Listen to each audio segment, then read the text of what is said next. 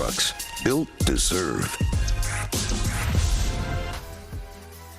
So Luka got the last laugh last night, just like someone on this show said he would. We're not naming names, but we got lots to discuss from this one coming up. Hey, Club Superstar just opened up. Is Chris Paul getting kicked out already after blowing yet another playoff lead?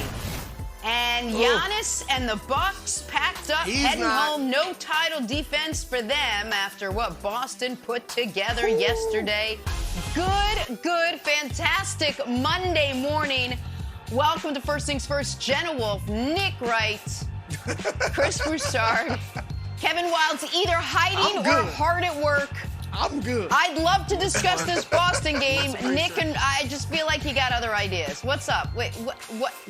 We're not going Boston first. Some research. Kevin Wilds. No, he's doing some research, Jenna.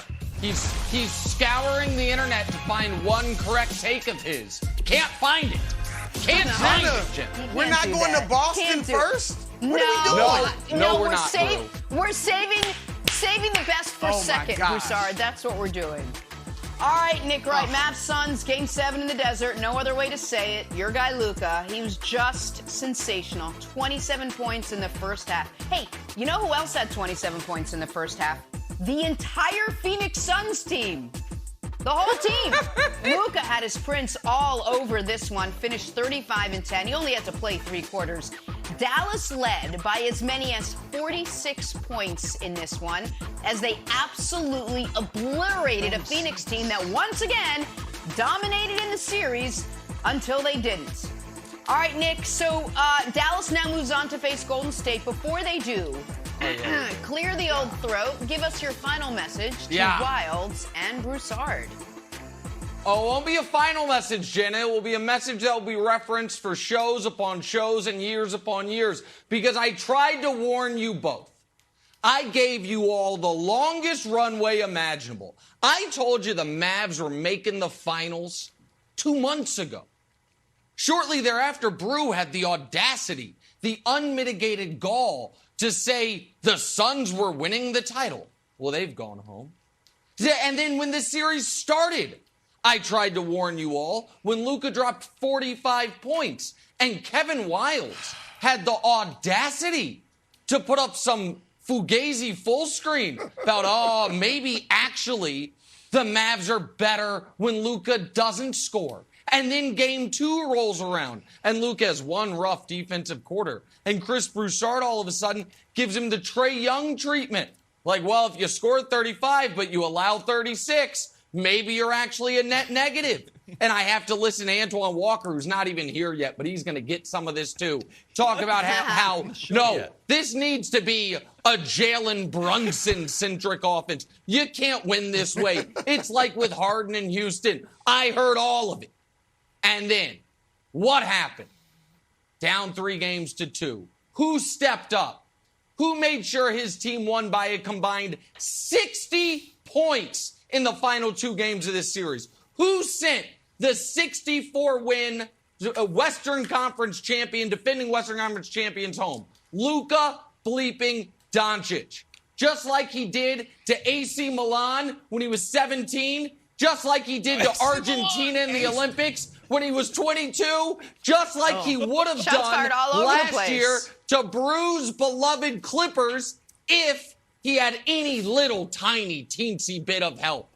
He would have, but he just needed a little bit of help. Finally, Luka got a little bit of help, and all of a sudden, that snarl I've been teaching him since he was 6 years old, he got to break out on these fake tough guys in Phoenix. The only person I feel badly for, Brew, is my dear friend Lil Wayne, who had the best seat in the house to watch his best friend Chris Paul get baptized repeatedly by Luka Doncic. We'll talk Devin Booker later. We'll talk Chris Paul later. But as embarrassing as it was for them, it's more embarrassing for the right side of this screen right now. But Brew, I don't know how you recover. I got to tell you, I just don't know.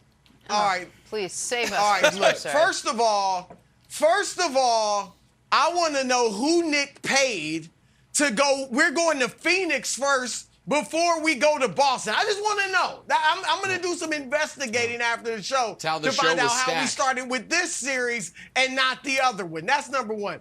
Secondly, I'm about to say something that in all my years of appearing on First Things First, not with the NBA, right in the arm. Not with the NFL, Major League Baseball, college football, heck, not even the USFL highlights that we do. I've never had to say this, but I'm going to say it right now. Nick. Inject it right in my veins. You were right. You were right. I'm going to give you your props. Congratulations. You were right. I'm going to give you your, have your day, have your fun. Now, in truth, we all know you weren't as cocksure and vainglorious as you're acting right now.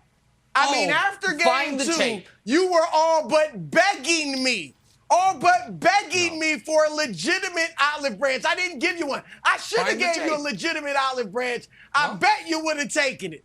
Secondly, you mentioned your boy Lil Wayne. Lil Wayne offered you. He was ready to make you a rich man, richer than you already are. And you wouldn't take it. You wouldn't take his bet on the Suns because you weren't confident. I don't want to make him. You were hopeful. No, because you it's were not dreaming. Comfortable when friends owe you that much money. No, you know what? I didn't want to steal from him. Let's not let the details ruin the good narrative. The bottom line is Luka and the Mavs Wilds got it done. I got to give props to Jason Kidd. Great adjustments, particularly defensively and emotionally. We talked about this. He hit just the right tone, Wilds, when he called out his role players. Spencer Dinwiddie big yesterday, Jalen Brunson big the last 5 games, and when he called out Luka. Because after game 2, he called him out about his defense. Luka got better. I'm going to give him their props. The only saving grace for me is that the only person in the media that likes Luka Doncic more than me is Nick Wright.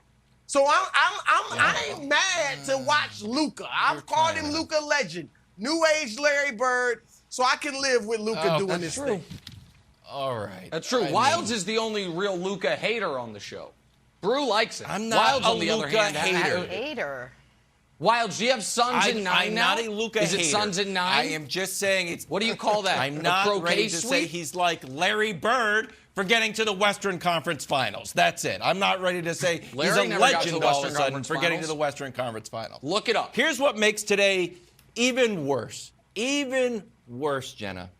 Nick wasn't just right about Luka. He was also right about Devin Booker.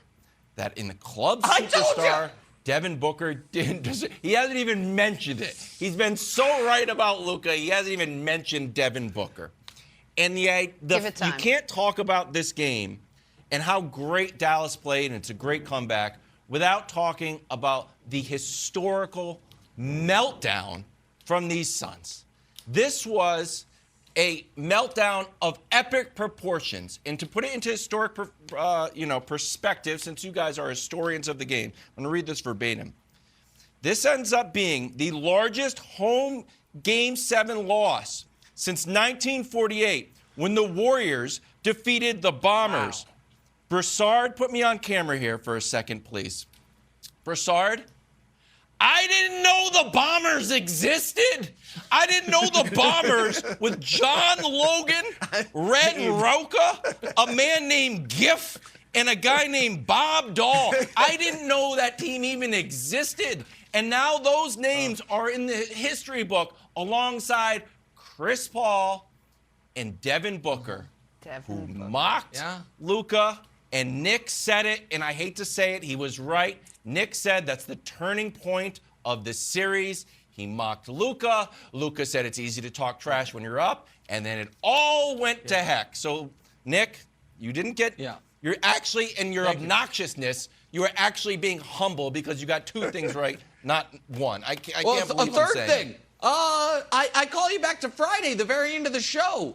Your old buddy Nick Wright said an underrated important part of Game 6 was Spencer Dinwiddie all of a sudden found his stroke. And what happened when the game was getting blown open last night? Spencer Dinwiddie back from the dead. Here is the only issue I take with Wild's commentary. He called it a meltdown. Sometimes a meltdown happens and it's nobody's fault. It's like, oh my God, the cooling rods were miscalibrated. There's nothing we could have done. Sometimes the guy in charge of the whole thing has a few too many vodka sodas before he shows up to work, and the whole world is in disarray. This was a meltdown that was forced. This was a Suns meltdown due to a 2-week, 7-game-long psychological and physical warfare that Luka Doncic imposed upon this team. He got Devin Booker out here mocking him while laying on the ground. He got Chris Paul out here saying Theo Pinson's a good player too. Fun fact, Theo Pinson made as many first-half shots last night as Devin Booker and Chris Paul combined, and he was wearing a suit slightly less good-looking than mine. So, guys, I'm trying to tell you that what we're watching, we are in a historical moment. It is our responsibility, Jenna, as broadcasters, and in Broussard's case, journalists, to accurately depict the moment. We are watching one of the greatest players to ever play have his first truly great postseason. Just embrace it and let it wash over you. And the fact that as an added bonus, we're watching one of the greatest sports prognosticators to ever prognosticate have one of his greatest moments. That's just a nice thing to go along with it. Oh, God, what a day. Can we go to break, please? Well, can we please go to break? God. As high and mighty as Nick is right now, we're going to bring him right back down to earth with his take on Giannis. We're going to head out east. How the Celtics dispatch the defending champs. These other guys get to have their glory on the